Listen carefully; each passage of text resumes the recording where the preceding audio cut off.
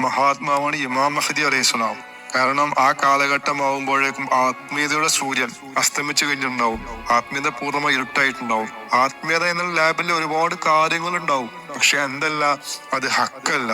അതൊക്കെ ഇരുണ്ട യുഗമാണ്. ചെറിയ ചെറിയ വെളിച്ചങ്ങൾ സ്വന്തത്തിലുണ്ടെങ്കിൽ മറ്റുള്ള കാണിച്ചു കൊടുക്കാൻ മാത്രമുള്ള വെളിച്ചില്ല. സമയത്തേക്ക് അള്ളാഹു തആലയിൽ നിന്ന് നിയോഗിതനാകുന്ന മഹാത്മാവാണ് ഇമാം മഹ്ദി അലൈഹിസ്സലാം. ശരിക്കും റസൂലുള്ളാഹിയുടെ രണ്ടാം വരവാണ്. റസൂലുള്ളാഹി സ്വല്ലല്ലാഹു അലൈഹി വസല്ലം രണ്ടാമത്തെ വരവാണ് ഇമാം മഹ്ദി അലൈഹിസ്സലാമിയുടെ ആഗമനം. വലൽ ആഖിറത്തു ഖൈറുൻ ലക്കും മിനൽ ഊലാ എന്ന് പറയുന്ന ആയത്ത് ഈ വിഷയത്തിൽ അവതരിച്ചതാണ്. ആ സൂര്യൻ രണ്ടു വട്ടം ഉദിക്കും. അതൊന്നേ എവിടെ ഉദിക്കും? മശ്രിഖിൽ നിന്ന് ഉദിക്കും, രണ്ട് മഗ്രിബിൽ നിന്ന് ഉദിക്കും.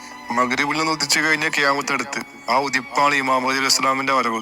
ആ കാലഘട്ടം ആദ്യം വന്ന കാലഘട്ടത്തെക്കാൾ റസൂലുള്ളാഹിക്ക് ഉത്തമമായിരിക്കും എന്നും കൂടി പറയുന്നുണ്ട് ഈ ആയത്തിൽ സല്ലല്ലാഹു അലൈഹി വസല്ലം. ഈ രണ്ട് കാലഘട്ടത്തിലും ഉള്ള പ്രത്യേകത എന്താണ്?